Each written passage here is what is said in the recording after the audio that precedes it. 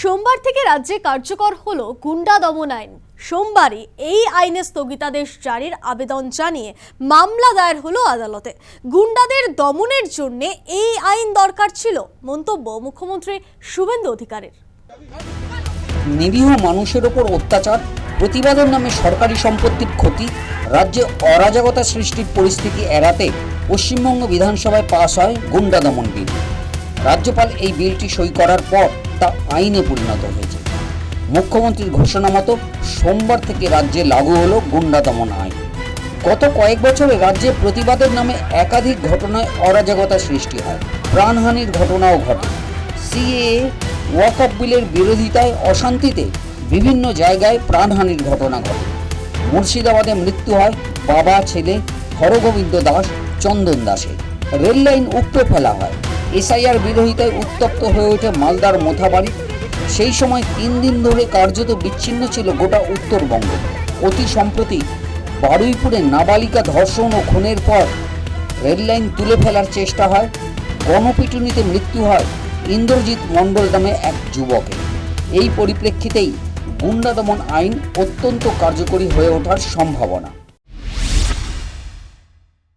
15 বছর গুন্ডাদের সরকার ছিল, তার আগে হারমাদের সরকার ছিল।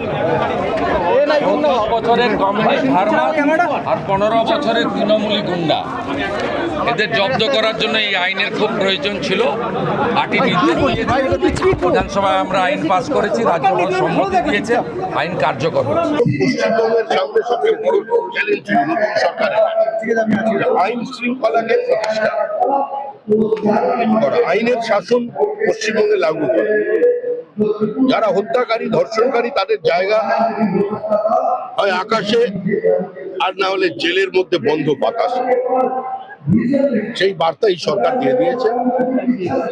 নিরপরাধ নিরীহ প্রান্তিক মানুষের উপর অত্যাচার, মহিলাদের উপর আক্রমণ, এগুলো এই সরকার মেনে নেয়।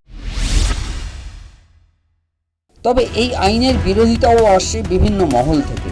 আইনে বলা হয়েছে চার্জশিট ছাড়াই 1 বছর পর্যন্ত জেলে রাখা যেতে পারে অভিযুক্তকে। অশান্তির আশঙ্কায় আগেই ব্যবস্থা নিতে পারবে সরকার, অভিযুক্তর সম্পত্তি বাজেয়াপ্ত করা যাবে। যারা অপরাধী তাদের শাস্তি হোক, তা নিয়ে কোনো সমস্যা নেই, কিন্তু এই বিল যদি মিসইউজ হয়, বিশেষ করে গত শতাব্দীর 30-এর দশকের যে ফ্যাসিস্ট মডেল জার্মানি, ইটালি, নিরপরাধ লোক যদি এই বিলের দ্বারা ইমপ্লিকেটেড হয়ে যায়, এই বিল যদি রাজনৈতিক প্রতিপক্ষদের বিরুদ্ধে ব্যবহার হয়, এটা গণতন্ত্রের জন্য কখনো কাম্য নয়।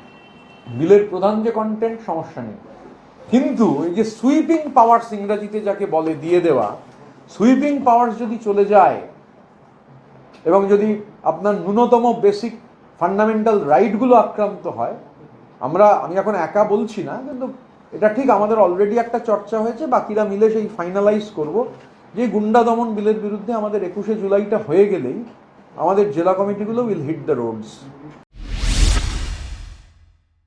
আইনের অপব্যবহারের আশঙ্কা দেখছেন বিরোধীদের অনেকে। আইনের স্থগিতাদেশ চেয়ে সোমবার জনস্বার্থ মামলা দায়ের করেন আইনজীবী সব্যসাচী চট্টোপাধ্যায়। বিচারপতি মামলাটি গ্রহণ করেছেন।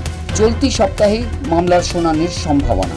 এই আইনের আরেকটি তাৎপর্যপূর্ণ দিক হল রাজনৈতিক হিংসা ছাড়াও তোলাবাজি, বেআইনিভাবে কারোর সম্পত্তি দখল বা ধ্বংস করা, খনি, বালি, কয়লা বেআইনিভাবে উত্তোলন করা এই আইনের আওতায় আসবে। News time.